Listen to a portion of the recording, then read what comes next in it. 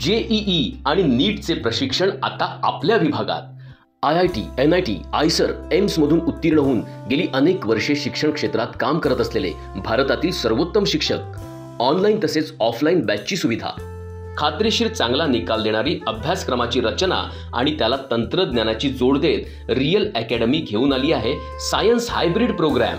11वी 12वी सायन्स बोर्डाची आणि इंजिनिअरिंग आणि मेडिकलच्या जेईई, NEET, CET परीक्षांची संपूर्ण तयारी, राष्ट्रीय आणि राज्यस्तरीय प्रवेश परीक्षांमध्ये आपल्या विद्यार्थ्यांना मानाचे स्थान प्राप्त करता यावे आणि त्यांच्या उज्ज्वल भविष्यासाठी सर्वपरीने मार्गदर्शन करता यावे यासाठी रियल अकॅडमीचा हा एक प्रामाणिक प्रयत्न। आजच संपर्क करा।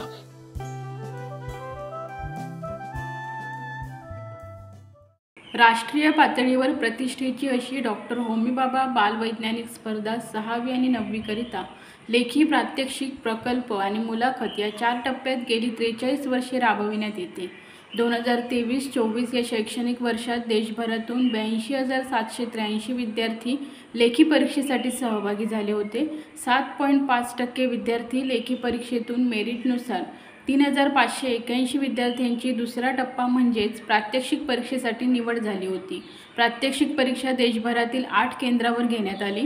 प्रात्यक्षिक परीक्षेतून 10% विद्यार्थ्यांची प्रकल्प आणि मुलाखत या टप्प्यासाठी निवड करण्यात आली। यामध्ये 661 विद्यार्थी निवडले गेले। मुलाखत आणि प्रकल्प सादरीकरण मुंबई येथे घेण्यात आले। यावेळी TIFR, BARC अशा विविध संस्थांमधील 132 तज्ज्ञांनी याचे परीक्षण केले। 661 विद्यार्थ्यांमधून 10% विद्यार्थी सुवर्ण पदक, शिष्यवृत्ती, 50% विद्यार्थी रजत पदक, शिष्यवृत्ती आणि उर्वरित ब्रांझ पदक, शिष्यवृत्तीचे मानकरी ठरले। यामध्ये वेदक विनय खोचरे, देवश्री अभिजित कानसे, विद्यानिकेतन कॉन्व्हेंट स्कूल कसाल, दुर्वांग गुरुदत्त गावडे, शांतिनिकेतन कोल्हापूर यांची रजत पदकासाठी तर शारव नांगृत डोंबिवली याची कांस्य पदकासाठी निवड झाली। या सर्व विद्यार्थ्यांना मुंबई येथील डॉक्टर प्रियदर्शनी कर्वे व डॉक्टर सुनील कांबळे या शास्त्रज्ञांच्या हस्ते गौरविण्यात आले। तसेच Homi Bhabha centre for science education Mankhurd या ठिकाणी 2 दिवसाच्या शिबिरात सहभागी होता आले। या ठिकाणी या बालवैज्ञानिकांना अनेक शास्त्रज्ञांनी मार्गदर्शन केले। वेदक विनय खोचरे या विद्यानिकेतन कॉन्व्हेंट स्कूल कसालच्या विद्यार्थ्याने कपड्यांच्या फॅशनचा ध्यास करी पर्यावरणाचा ऱ्हास हा प्रकल्प सादर केला।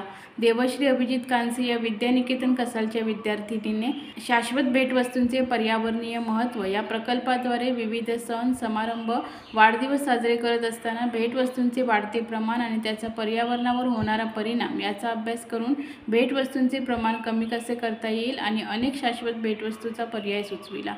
दुर्वांग गुरुदत्त गावडे या विद्यार्थ्याने अतिरिक्त फॅशनेबल फुटवेअरचा पर्यावरणावर होणारा परिणाम आणि कार्बन फूटप्रिंट हा प्रकल्प सादर केला। शारव नांगृत याने पाणी पिण्याच्या बाटल्यामध्ये सतत बदलणारी आधुनिकता, फॅशन यामुळे होणारा कचरा आणि त्याचे पर्यावरणावरील हानिकारक परिणाम यावर प्रकाश टाकत हे टाळण्यासाठी करावयाचे उपाय हा प्रकल्प सादर केला।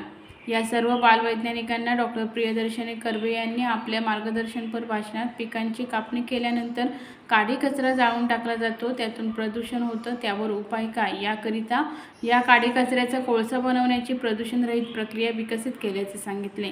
डॉक्टर सुनील कांबळे यांनी हवामानावर भाष्य करीत यामध्ये असणाऱ्या रोजगाराच्या संधी आणि त्याचे महत्त्व मुलांसमोर आपल्या ओघळत्या शैलीत मांडले। या बालवैज्ञानिकांना युरेका सायन्स सेंटरच्या सुषमा केनी आणि शीतल वाळके यांचे मार्गदर्शन लाभले। युरेकाच्या मार्गदर्शनाखाली आतापर्यंत 81 बालवैज्ञानिकांची निवड झाली आहे। 9 सुवर्ण पदक, 62 रजत पदक आणि 10 कांस्य पदक विजेते बालवैज्ञानिक आहेत। प्रतिनिधी कोकण नाऊ, कसाल। असे आणखी व्हिडिओ पाहण्यासाठी कोकण नाऊचं YouTube चॅनल सबस्क्राइब करा, बेल बटन दाबा, ताज्या घडामोडींसाठी लॉग इन करा kokanau.com।